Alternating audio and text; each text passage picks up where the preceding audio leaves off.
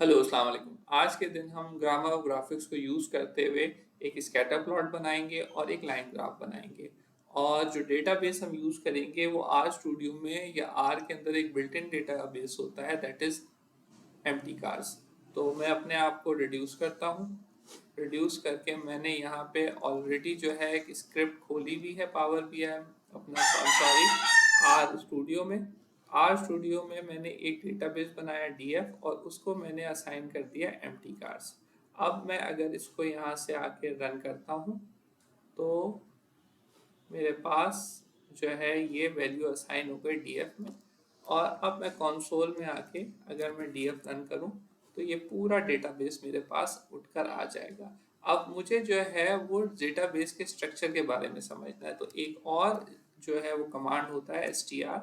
और मैं यहाँ पे df लिख के कंसोल में एंटर करूँगा तो बेसिकली मेरे पास आ जाएगा कि ये जो है ये डेटा फ्रेम है। इसमें 32 ऑब्जर्वेशंस हैं और 11 वेरिएबल्स मीनिंग 11 कॉलम्स हैं, और जितने भी वेरिएबल्स हैं वो न्यूमेरिकल फॉर्म में हैं। अब मैं क्या करता हूँ, मैं चाह रहा हूँ कि एमपीजी और वेट के दरमियान जो है वो एक ग्राफ बनाऊं। तो सबसे पहले एक कमांड होता है कोरिलेशन का, और मैं देखता हूं कि इन दोनों के दरमियान रिलेशनशिप क्या है। एमपीजी और डीएफ डॉलर साइन, और यहाँ से जो है डेटाबेस का मैं क्या कहता हूँ कॉलम लूंगा और मैं एंटर करूंगा। तो यहाँ पे मैं देखता हूँ कि मेरे पास एक स्ट्रॉन्ग नेगेटिव कोरिलेशन आ रहा है। मिसाल के तौर पे जब एमपीजी बढ़ेगा तो वेट कम होगा, और वेट कम होगा तो जो है एमपीजी बढ़ेगा, और वेट ज़्यादा होगा तो एमपीजी जो है माइल्स पर गैलन कम होगा। फर्दर ऑन एक और इम्पॉर्टेंट चीज़, अगर आपको डेटाबेस जो बिल्ट इन डेटाबेस है उनके बारे में इंफॉर्मेशन चाहिए तो आप क्वेश्चन मार्क डाल के उस डेटाबेस का नाम लिखेंगे तो जो है उस डेटाबेस के बारे में सारी इंफॉर्मेशन आपके पास आ जाएगी।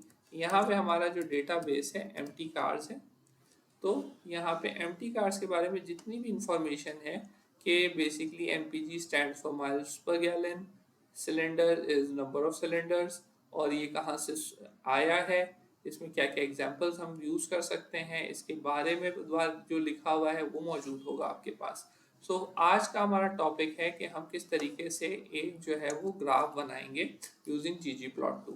तो सबसे पहले जो मैंने काम करना है, मैंने पैकेजेस में आना है, मैंने इंस्टॉल में जाना है, और यहाँ से मैंने ggplot2 को इंस्टॉल कर लेना है। यहाँ पे मैं क्लिक करूँगा और इंस्टॉल का बटन दबाऊंगा। जैसे ही मैं इंस्टॉल का बटन दबाऊंगा तो ये इंस्टॉल हो जाएगा। मेरे पास ये ऑलरेडी इंस्टॉल हुआ हुआ है तो मुझे इसकी ज़रूरत नहीं है।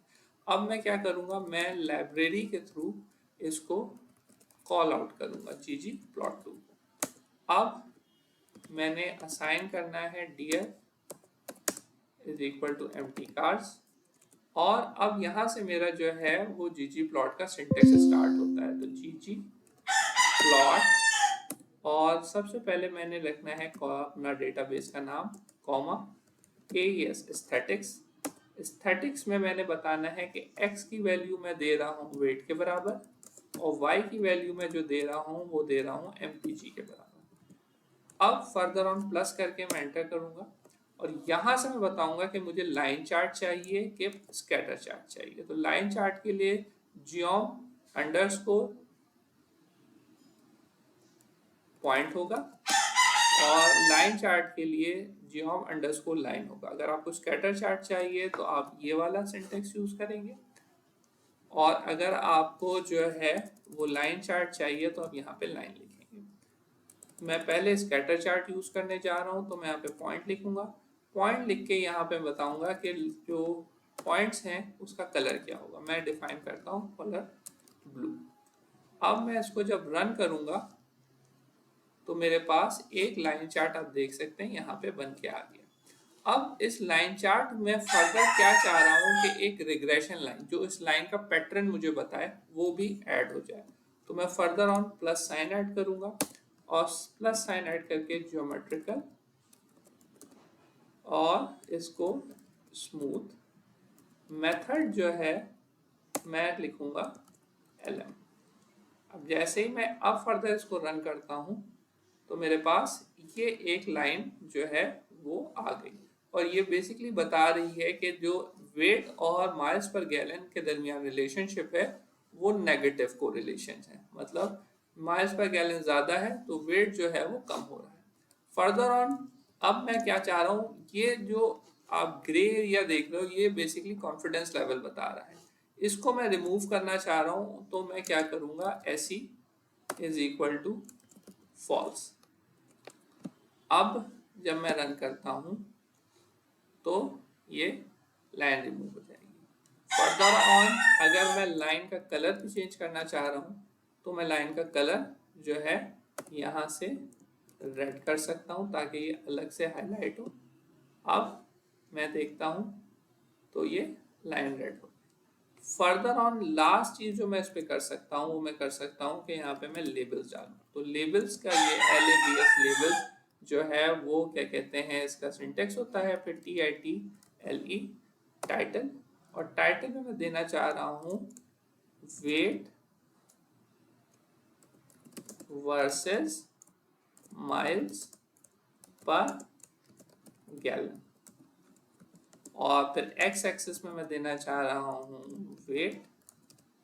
देखिए मैं जो लेबल्स दे रहा हूँ मैं इन्वर्टेड कॉमास में दे रहा हूँ, और एक्स और वाई में असाइन कर रहा हूँ कि एक्स और वाई एक्सिस में लेबल्स कौन से हैं, और माइल्स पर गैलन। अब ये मेरा जो है वो complete graph with all labels and everything जो है वो बन गया है। यहाँ पे मेरे पास आप देख सकते हैं कि वेट और टाइटल आ गया है, एक्स वाई एक्सिस में आ गया है लेबल, और एक्स एक्सिस में लेबल आ गया। फर्दर ऑनवर्ड्स अगर मैं इसको जो है जैसे हमने डिस्कस किया था इसे लाइन ग्राफ बनाना चाह रहा हूँ तो मैं ज्योमेट्रिकल पॉइंट हटा के इसको लाइन कर दूंगा, और अब अगर मैं रन करूंगा तो ये मेरे पास जो है ये एक लाइन ग्राफ बन के आ गया। अब सिंपली अगर मैं लैब हटा दूं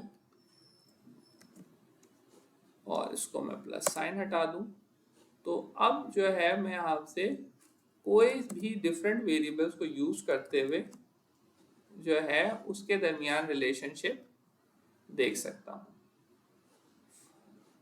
सेल MPG सिलेंडर साइज और वेट के दरमियान, तो यहाँ से आपको ये जो दो बेसिक ग्राफ हैं ये सबसे ज़्यादा यूज होते हैं, और इनका सिंटेक्स बहुत आसान है। इसको आप जो है सिर्फ और सिर्फ अगर आप यहाँ तक कर लें तो आप एक ग्राफ बनाने में कामयाब हो जाएंगे। So I hope this small video about line chart and scatter chart using